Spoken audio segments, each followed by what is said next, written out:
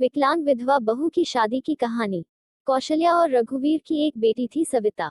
सविता को बचपन में ही पोलियो मार गया था, जिससे वह एक पैर से अपाहिज थी। सब लोग उसे दया के दृष्टि से देखते थे और अपने माँ बाप की बहुत लाडली थी, उसकी आंखों में कभी आंसू नहीं आने देते थे। सविता अपाहिज जरूर थी, लेकिन सभी कामों में कुशल थी। स्कूल में भी वह सभी अध्यापकों की प्रिय थी। एक दिन कौशल्या बोली, सुनो जी, सविता की 11वीं पास हो गई है। हमारी बेटी दिव्यांग है, उसके लिए भी ऐसा ही लड़का ढूंढना पड़ेगा। लगता है उसकी शादी करने में बहुत मुश्किलें आएंगी, इसलिए अभी से लड़का ढूंढना शुरू कर दो। रघुवीर कहा, हाँ कौशल्या, सही कहती हो। सविता कितनी सुंदर और सर्वगुण संपन्न है, लेकिन पैर की वजह से मेरी बेटी की जिंदगी खराब हो गई।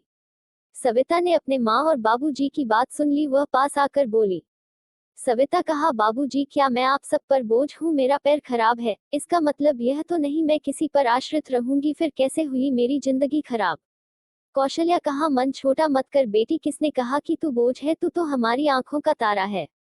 सविता बोली, माँ, मैं पढ़ाई के साथ साथ कुछ करना भी चाहती हूँ, जिससे मैं खुद पर निर्भर रह सकूं। इधर सविता की पढ़ाई पूरी हो गई और उधर रघुवीर सविता के लिए लड़का ढूंढने लगा। सविता के लिए परेश का रिश्ता आया। परेश रसायन फैक्ट्री में काम करता था। परेश अपनी माँ रमा और अपने पिताजी मुकेश के साथ सविता को देखने उसके घर आया। मुकेश कहा, अरे बेटा, लड़की का तो पैर खराब है। परेश कहा, पिताजी, अगर मैं दिव्यांग लड़की से शादी करूंगा तो मुझे किसी का जीवन संभालने का सौभाग्य मिलेगा। रमा कहा, बेटा, तेरी जिंदगी है, जो भी फैसला हो सोच संभाल कर लेना। परेश कहा, देखिए सविता जी, मैंने आपकी जितनी तारीफ सुनी, मैं खुद को आपसे मिलने से रोक ही नहीं पाया। क्या आप शादी के लिए राजी है? सविता बोली, परेश जी, मैं एक अपाहिज लड़की हूँ और आप पूर्ण रूप से स्वस्थ है। क्या आप एक अपाहिज लड़की को स्वीकार करेंगे? परेश कहा, सविता, मैं जिंदगी भर आपका सहारा बनने के लिए तैयार हूँ, अगर आपको ऐतराज ना हो तो। सविता बोली, अगर आप तैयार हैं तो मैं खुशनसीब हूँ कि मुझे आप जैसा जीवन साथी मिलेगा। सविता और परेश की बहुत धूमधाम से शादी हुई। चारों तरफ चर्चा थी कि बड़ी भाग्यशाली है सविता, जो दिव्यांग होते हुए भी उसे इतना अच्छा पति मिला है। रमा बोली, बहू, आज तुम्हारा पहला दिन है, इतनी जल्दी कैसे उठ गई? आराम से उठ जाती। सविता बोली, माँ, मुझे जल्दी उठने की आदत है, मैंने नाश्ता बना दिया है, आप सब लोग नाश्ता कर लीजिए। रमा हैरान थी कि एक पैर खराब होते हुए भी सुबह उठकर नाश्ता भी बना दिया। इसी तरह सविता ने थोड़े ही दिनों में सारी जिम्मेदारी अपने ऊपर ले ली। सविता से सभी बहुत खुश थे। रमा बोली, परेश, तेरी बीवी लाखों में नहीं करोड़ों में एक है। मैं तो डरती थी कि कहीं ऐसा ना हो कि एक दिव्यांग लड़की से शादी करके कहीं मेरे बेटे की जिंदगी खराब ना हो जाए।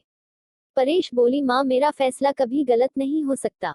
आपसे एक बात कह रहा हूँ कि अगर मुझे कुछ हो जाए तो सविता को अपनी बेटी की तरह रखना। रमा बोली, चल पागल, ऐसे नहीं बोलते, वो अभी भी मेरी बेटी ही है। और अगले ही दिन उनकी खुशियों को जैसे किसी की नजर लग गई। परेश की फैक्ट्री में जहरीली गैस लीक हो जाने से कई लोगों की मौत हो गई, जिनमें परेश भी शामिल था।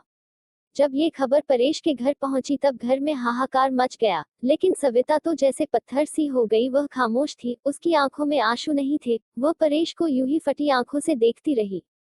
कुछ औरतों ने उसे हिलाते हुए कहा, बहू, रो ले, देख परेश को, वह मर गया है, अगर रोएगी नहीं तो पागल हो जाएगी, तू विधवा हो गई है, विधवा। इस तरह की बातें सोचकर सविता फुट फुट कर रोने लगी। सविता रोते हुए बोली, उठो परेश, आंखें खोलो, मैं अकेले किसके सहारे जीऊंगी? अभी तो मैंने तुम्हारे साथ कुछ ही दिन गुजारे थे, फिर मुझे अकेला छोड़कर क्यों चले गए? परेश का अंतिम संस्कार हो गया और सविता के अरमानों का भी। रमा बोली, अरे ये क्या बहू, सफेद साड़ी क्यों पहनी तुमने? सविता बोली, माँ, सबने मुझे कहा कि मेरे जीवन के सब रंग परेश के साथ ही चले गए, अब मुझे सफेद साड़ी ही पहननी है। रमा बोली, नहीं बेटी, तुम हमारे दुख को और मत बढ़ाओ, आज से तुम कभी भी सफेद कपड़े नहीं पहनोगी। हफ्ते महीने यूं ही शोक में गुजर गए। कौशल्या और रघुवीर सविता को लेने के लिए आए। कौशल्या बोली, मेरी बेटी का जीवन तबाह हो गया, पूरी जिंदगी अकेले कैसे काटेगी, इसलिए हम उसे अपने साथ ले जाना चाहते हैं। रमा बोली, देखिए समधन जी, सविता कहीं नहीं जाएगी, आप उसकी शादी करके कर्तव्य मुक्त हो चुके हैं, लेकिन अब हमारे भी कुछ कर्तव्य है। हमारी बहू हमारी बेटी बनकर हमारे पास ही रहेगी। ये कहते हुए रमा ने सविता को गले से लगा लिया। मुकेश कहा, हाँ समधी जी, रमा सही कह रही है, हम सविता को आगे पढ़ाएंगे और किसी लायक बनाएंगे, आप चिंता मत करना, हम अपनी सविता को पलकों पर बिठाकर रखेंगे। सविता बोली, माँ बाबूजी परेश इनके इकलौते बेटे थे, अब वो नहीं है, तो ऐसे में मैं भी इनको छोड़कर चला जाऊं ये सही नहीं है, मैं इनके पास रहकर ही इनकी सेवा करूंगी। सविता के माँ बाबूजी चले जाते हैं, अब सविता अकेली थी, उसने अपना सारा ध्यान पढ़ाई में लगा दिया। ऐसे में उसकी मुलाकात गौरव से हुई, जो समय समय पर सविता की पढ़ाई में मदद करता था। गौरव मुकेश के दोस्त का सबसे अच्छा बेटा था, उसका काम के सिलसिले में परेश के पिता के पास आना जाना लगा रहता था। गौरव इंजीनियर था और बड़ा ही सलीन स्वभाव का संस्कारी लड़का था। चारों तरफ औरतें बातें बनाने लगी। एक औरत बोली, अरे देखो कैसी विधवा है, ये सफेद साड़ी नहीं पहनती, पति का जरा भी दुख नहीं है। तो दूसरी बोली, बन सवकर कॉलेज जाती है, बेचारी रमा और मुकेश का तो बुढ़ापा ही खराब है। तीसरी औरत ने कहा, पहले इस लड़के का घर में आना जाना ठीक था, लेकिन अब परेश नहीं है, तो इसे जवान विधवा बहू के घर नहीं आना चाहिए। लेकिन सविता को किसी की बातों से कोई फर्क नहीं पड़ता था, क्योंकि उसके सास ससुर उसके साथ थे। रमा जब इतनी अच्छी बहू के लिए लोगों के ये ताने सुनती तो वह तड़प उठती थी, रोने लगती थी। सविता ने अपनी मेहनत से बीएड कर ली और विकलांग कोटे में वह एक शिक्षिका के रूप में नियुक्त हो गई। रमा बोली, सुनो परेश के पापा, हमारी सविता अब एक टीचर बन गई है, लोग ना जाने उसे कैसे कैसे ताने देते हैं, हमें अब उसकी शादी कर देनी चाहिए। मुकेश कहा, सही कह रही हो रमा, विधवा है, अनाथ नहीं, जो लोगों की उल्टी सीधी बातें सुनेगी। हम अपनी बहू की शादी धूमधाम से करेंगे।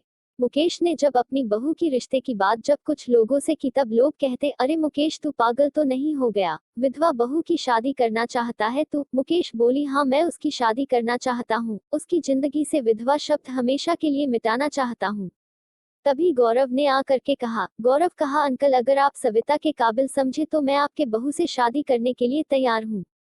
मुकेश कहा, गौरव तुम? गौरव कहा, हाँ मैं। मुकेश कहा, मुझे यकीन ही नहीं हो रहा है कि मेरी बेटी तुम्हारे जैसे लायक और होनहार बेटा पसंद करेगा, मुझे तुम पर गर्व है, मैं ये शादी के लिए तैयार हूँ बेटा। तभी मुकेश घर आकर के सविता से कहता है, सविता बेटी तुम जानती हो मैंने हमेशा तुम्हें अपनी बेटी से बढ़कर माना है, मैं चाहता हूँ कि तुम्हारी जिंदगी की अधूरे सपने को पूरा करूँ, मैं तुम्हारी शादी गौरव से करना चाहता हूँ, तुम्हें कोई एतराज तो नहीं? सविता बोली, पिताजी परेश की जगह शायद ही मैं किसी को दे पाऊं, लेकिन आपने जो मेरे लिए किया है वो कोई कर नहीं सकता, आपका फैसला मेरे सर आंखों पर, जैसा आप कहें मुझे मंजूर है। और फिर सविता और गौरव की धूमधाम से शादी हो गई और सब खुशी खुशी से रहने लगे। दोस्तों वीडियो अच्छी लगी तो लाइक करें और सब्सक्राइब करें। वीडियो देखने के लिए शुक्रिया।